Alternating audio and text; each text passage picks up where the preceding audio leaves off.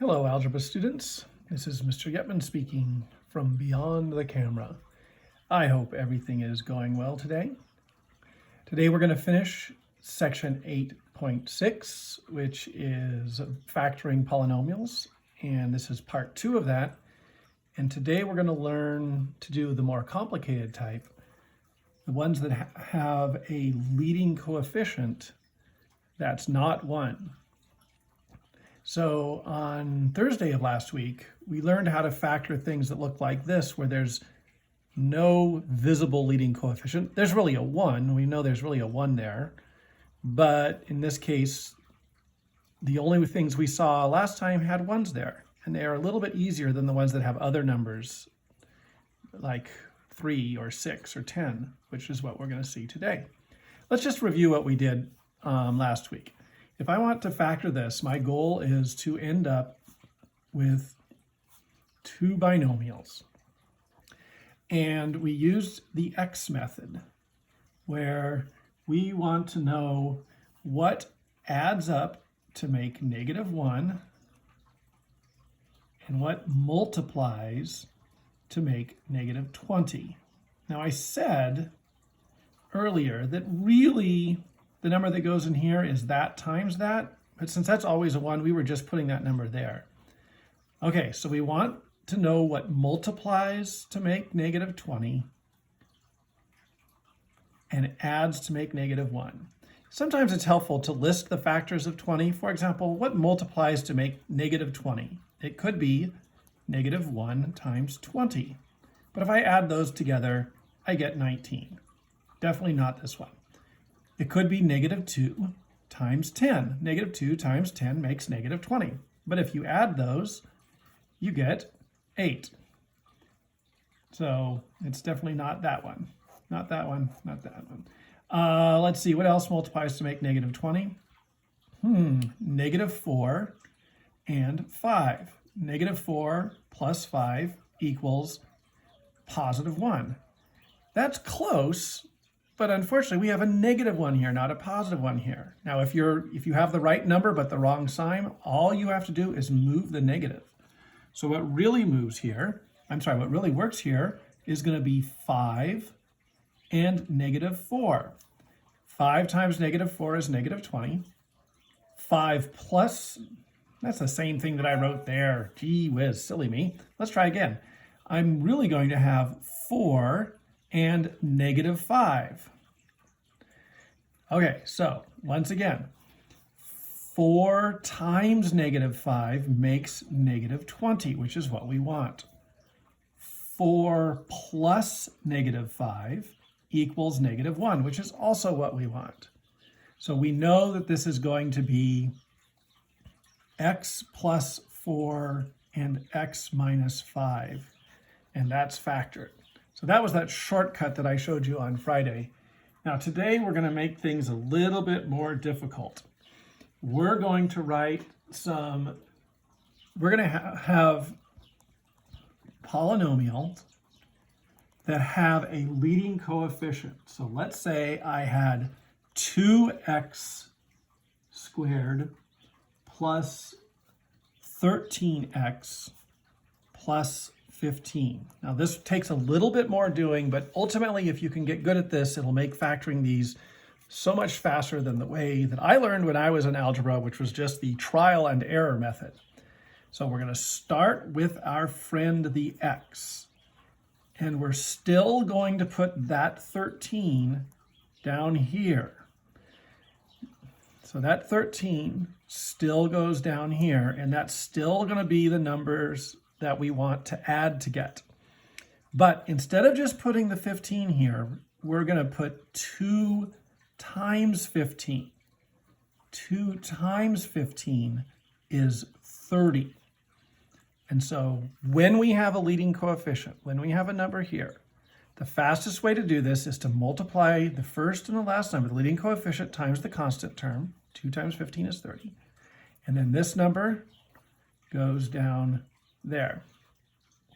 Okay, but now we're going to do the same thing that we did before. We want numbers that add to make 30. I'm making mistakes today. To multiply to make 30 and add to make 13. Just like we did in the previous examples, the number up here is what we want to multiply to get. The number down here is what we want to add to get. Now, for many of you, you could probably figure that out just by doing a little quick mental math, but sometimes it's helpful to list the factors of 30.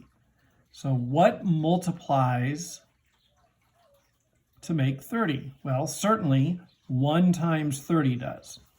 But if you add that, you don't get 13. So it's not that one. Or we could do 2 times 15. That makes 30. But 2 plus 15 is not 13, so that's out. 3 times 10. Aha! 3 times 10 is 30. 3 plus 10 is 13. So I am going to put 3 and 10 in there. I usually like to put the smaller number first and the bigger number second. I'll give you some other hints later. Okay, so here's our x. 3 times 10 makes 30. 3 plus 10 makes 13. Okay, now here's the part that's new. I'm going to take this leading coefficient and I'm going to write it down there. 2x squared. And I'm going to take this 15 and I'm going to write it right there. So I'm taking my first and my last terms and I'm writing them right there.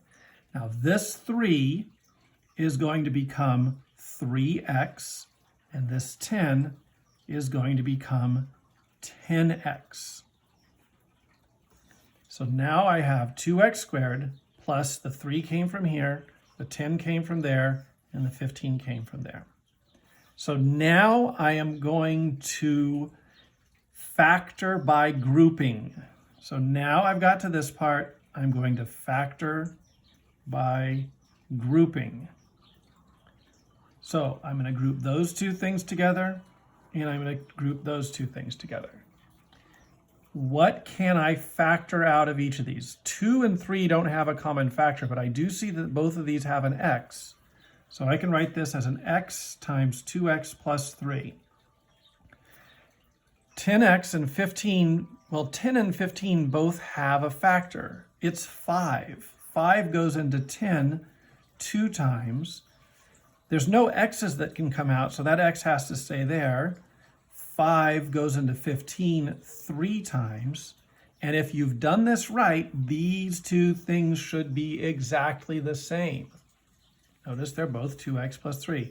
Now I'm going to factor out this 2x plus 3 comes out to the front. And when I do that, I have this x left behind in the first term, and this plus 5 left over in the second term. And so there's my factoring. 2x plus 3 times x plus 5. And so I factored this polynomial with a leading coefficient into 2x plus 3 times x plus 5. Let's do another example because those can be a little bit complicated. So now I'm going to do, I'm going to say, let's factor, and I'm going to give you 5x squared minus 19x minus 4. Okay, so first thing we do is draw our x. And we know that this negative 19 always goes right here. That's the first step. Now the number that goes right there is going to be 5 times negative 4. Please make sure you pay attention to your signs. 5 times negative 4 is negative 20.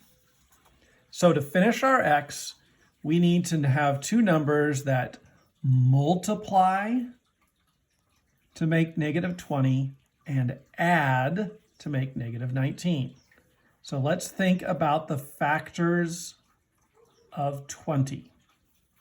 So what multiplies to make negative 20? Well, negative 1 times 20 multiplies to make negative 20. And if you add this, negative 1 plus 20, you get positive 19. Now that's close, but remember, we have a negative 19 here.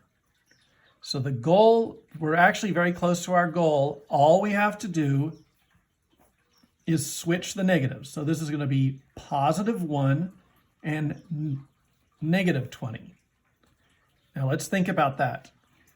If I have positive 1 and negative 20, add those together, 1 plus negative 20, you get negative 19, which is what I want.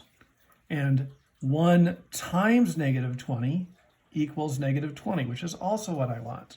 So these are our two numbers. We're going to use 1 and negative 20.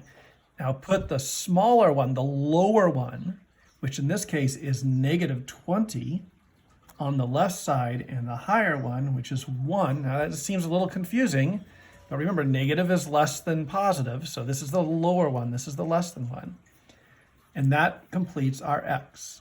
So here we go. We're going to bring our 5x squared to the front, and we're going to bring our negative 4 to the end. Then we're going to bring minus 20x there and plus 1x there. And so this negative 20 is how many x's we have there. This one is how many x's we have there. Now we've made a 4-term polynomial, and we're going to factor by grouping. So once we get to this point, now we're going to group. Looking at this, I see that a 5 can factor out of here. A 5 goes into both of those numbers, and I see that both of them have an x. So I can take a 5x out to the front, and when I do that, I have just 1x left there. And if I divide that by 5, I get minus 4. Now this is a special case here. These have no common factors. There's not an x in both of them. There's an x here, but not there, so I can't take an x out. And there's a 1 here and a negative 4. The only common factor that they have is a 1. So I'm actually going to write a 1 in front of that. Now I'm going to take this x minus 4, I'm going to factor it out, and it moves to the front. And what's left behind? 5x from that, and plus 1 from that. So there's the plus 1, there's the 5x, and there is my complete factoring. So I was able to factor this entire trinomial. We're going to do one more example of this one, and this one's going to be a little bit more complicated, but if you get this basic thing down, then you'll be good. So I'm going to ask you to factor, and we've got 6x squared minus 29x plus 28. So these are some pretty big numbers, but don't be afraid. We're still going to do exactly the same thing. We're going to draw our x, and this negative 29 is going to go down there. So remember, the middle number always goes down to the bottom. Now, what I put there is the product of these two things, 6 times 28. So 6 times 28 gives us something like 168. And now this one's a little bit trickier. So positive 6 times 28 is 168. So now we're looking for numbers that add to make negative 29 and multiply to make 168. Now in this case, it might be useful to have a calculator nearby so that you can say, well, what goes into 168? Well, certainly I know that 1 times 168 are the factors of 168. And if you add that, though, you get 169, so it's not that one. Now, if you take 168 divided by 2, you know that 2 times 84 is 168. But 2 plus 84 doesn't add up to negative 29, so that doesn't work.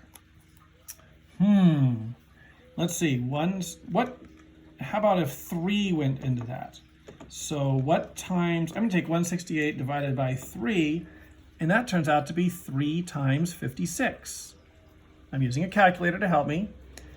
But 3, so that multiplies to make 168, but 3 plus 156, plus 56, excuse me, is 59. That's not what I want, so that one is out. 168, that could be 4 times 42. Except that does equal 168, but 4 plus 42 is 46. That's not what we want, so that one's out. 168 divided by 6. We could do, right, I just made a mistake. We could do 6 times 28, because that makes 168, but 6 plus 28 is 34. Nope, that one doesn't work. Let's see. How about 168 divided by 8? Yes, 8 times 21. 8 times 21 is 168. 8 plus 21 is 29. Oh, hey, look at that. Oh, except I want negative 29. Oh, well, you know what? Since I know that a positive times a positive makes a positive, but negative 8 times negative 21 also equals 168. They could be both negative. Negative 8 minus 21, negative 8 plus negative 21 equals negative 29. Aha, that's what we want. So that's the one that we want to use. Okay, now which one of these is lower? The lower one is negative 21, so I'm going to put negative 21 there, and I'm going to put negative 8 there. So I took a while, but I finally got my x done. Okay, so now we're going to bring this down to the front, 6x squared, then minus 21x, then minus 8x, and then finally this plus 28.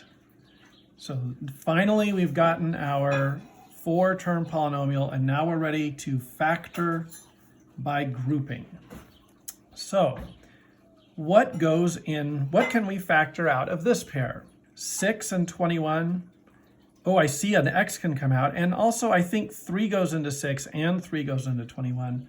So I can put a 3x there, which leaves a 2x minus 7.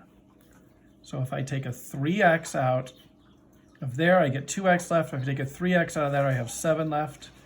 How about what's going on here? 8 and 28.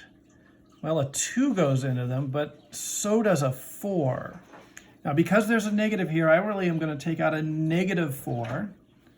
And if I take out a negative 4, that leaves 2x. And if I take 28 divided by negative 4, I get negative 7. Now, remember what I said before? We want these two things to be the same, and they are. So I can bring that 2x minus 7 to the front. And if I do that, I have 3x minus 4, and that is my answer. Okay, so this is kind of a long video. I'm going to stop here. I may post a couple more sample problems tomorrow to help you through this. If you get stuck on some of these, please don't be afraid to email me. And good luck. You don't forget that you will have both a written assignment, which is already on the website, and there will be an Alex assignment up shortly. So take care, email me if you need anything, and I will talk to you soon.